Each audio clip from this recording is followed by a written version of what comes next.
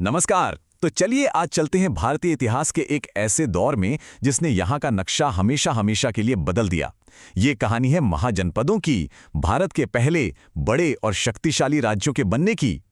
जरा सोचिए, हम बात कर रहे हैं आज से लगभग 2600 साल पहले की 6th सेंचुरी बीसीई की। गंगा के उपजाऊ मैदानों में एक नई सभ्यता, एक नया दौर जन्म ले रहा था। पर सवाल ये उठता है कि भाई अचानक से ऐसा क्या हो गया कि छोटे छोटे कबीले बड़े बड़े राज्यों में बदलने लगे। आखिर इस सामाजिक और राजनीतिक क्रांति की चिंगारी कहाँ से लगी? इसका जवाब सिर्फ एक शब्द में है, लोहा। जी हां, यही वो धातु थी जिसने भारत के इतिहास का पूरा रुख ही मोड़ कर रख दिया। तो चलिए थोड़ा और गहराई में जाते हैं और समझते हैं कि कैसे इस एक धातु ने इतनी बड़ी क्रांति को जन्म दे दिया। अब देखिए, ये जो पूरी कहानी है ना, वो एक चेन रिएक्शन की तरह है। सबसे पहले लोहे के औजार आए। इनसे घने जंगलों को साफ करना और जमीन की गहरी जुताई करना आसान हो गया। इससे हुआ क्या? खेती की पैदावार में जबरदस्त उछाल आ गया। अब जब लोगों के पास अपनी जरूरत से कहीं ज्यादा अनाज होने लगा तो एक सरप्लस इकोनॉमी यानी अधिशेष अर्थव्यवस्था बनी। और बस इसी सरप्लस ने व्यापार को, नए नए शहरों को और एक बिल्कुल नई जीवन शैली को जन्म दिया। इसी को हम कहते हैं सेकेंड अर्बनाइजेशन या द्वितीय नगरीकरण। अब ये जो नया शहरी दौर था, इसकी अपनी कुछ खास पहचानें थीं। मिसाल के तौर पर आर्कियोलॉजिस्ट्स को खुदाई में खास तरह के काले चमकदार मिट्टी के बर्तन मिलते हैं। इन्हें नॉर्दर्न ब्लैक पॉलिश्ड या NBPW कहा जाता है। सोचिए, पहली बार लेन देन के लिए सिक्कों का इस्तेमाल शुरू हुआ, जिन्हें हम आहत सिक्के या पंचमार्क कॉइन कहते हैं। और इन सारे बदलावों का जो पॉलिटिकल नतीजा निकला, वो था महाजनपदों का गठन। तो इस पूरी क्रांति के बाद भारत का जो पॉलिटिकल मैप था, वो कुछ ऐसा दिखने लगा था। छोटे छोटे जन अब बड़े होकर जनपद बने और फिर विशाल महाजनपद बन गए। हमें इन 16 महाजनपदों के बारे में पता कहाँ से चलता है? तो इसके सोर्स हैं बौद्ध ग्रंथ अंगुत्तर निकाय और जैन ग्रंथ भगवती सूत्र। अंग, मगध, काशी ये सिर्फ नाम नहीं है, ये उस जमाने की सुपर पावर्स थीं जो आज के अफगानिस्तान में गांधार और कंबोज तक फैली हुई थीं। लेकिन यहाँ एक बहुत ही दिलचस्प और चौंकाने वाली बात है। क्या आप सोच सकते हैं ये सारे के सारे राज्य राजतंत्र नहीं थे? जी नहीं। इन 16 में से 14 में तो राजा का शासन था, लेकिन 2 महाजनपद वज्जी और मल्ल गणराज्य थे, मतलब रिपब्लिक, जहां लोग मिलकर शासन चलाते थे। अब देखिए, जब 16 राज्य होंगे तो जाहिर है सत्ता के लिए लड़ाई तो होगी ही। लेकिन इस रेस में 4 राज्य सबसे ज्यादा ताकतवर बनकर उभरे, जिनके बीच दबदबे की असली जंग हुई।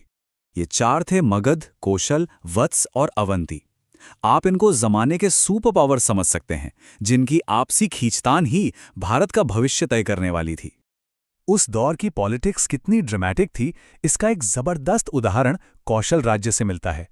हुआ ये कि कौशल के राजा ने शाक्य गणराज्य में शादी करनी चाहिए, लेकिन शाक्यों ने धोखे से एक दासी से उनकी शादी करवा दी। इसी दासी से विदूढ़ब का जन्म हुआ। अब जब बड़े होकर विदूढ़ब को इस धोखे का पता चला तो उसने बदला लेने के लिए शाक्यों का बेरहमी से कत्लेआम कर दिया। हालांकि कहानी का अंत भी उतना ही नाटकीय हुआ, जब वो खुद एक नदी की बाढ़ में बहकर मारा गया। लेकिन ऐसा नहीं है कि ये युग सिर्फ लड़ाई झगड़े और राजनीति का ही था। वत्स महाजनपद के राजा उदयन और अवंती की राजकुमारी वासवदत्ता की प्रेम कहानी इतनी मशहूर हुई कि महाकवि भास ने उस पर स्वप्न वासवदत्ता नाम का एक अमर नाटक ही लिख डाला। ये दिखाता है कि उस दौर में कला और संस्कृति भी खूब फल फूल रही थी। चलिए, अब जरा उस दौर के इन 2 अलग अलग पॉलिटिकल सिस्टम्स को थोड़ा और करीब से देखते हैं, राजतंत्र और गणतंत्र। तो देखिए, सीधा सा फर्क ये था कि राजतंत्र में राजा का बेटा ही राजा बनता था और सारी की सारी पावर उसी एक इंसान के हाथ में होती थी। वहीं दूसरी तरफ गणतंत्र में, जैसे वज्जी और मल में, शासन किसी एक व्यक्ति का नहीं बल्कि एक गण या संघ का होता था। फैसले एक असेंबली में सब मिलके करते थे। जरा सोचिए, उस जमाने के हिसाब से कितना बड़ा, कितना क्रांतिकारी विचार रहा हो। ये नंबर देखिए, 7,707। आखिर ये है क्या? यकीन मानिए, ये वैशाली गणराज्य के शासक मंडल में शामिल राजाओं की संख्या थी। हां, आपने सही सुना, एक राजा नहीं बल्कि 7,707 प्रतिनिधि मिलकर उस गणराज्य को चला रहे थे। ये उस दौर के लोकतंत्र का एक कमाल का उदाहरण है। तो आखिर इस महान युग ने हमें विरासत में क्या छोड़ा? इसका असर आज भी हमारी जिंदगी पर कैसे पड़ता है?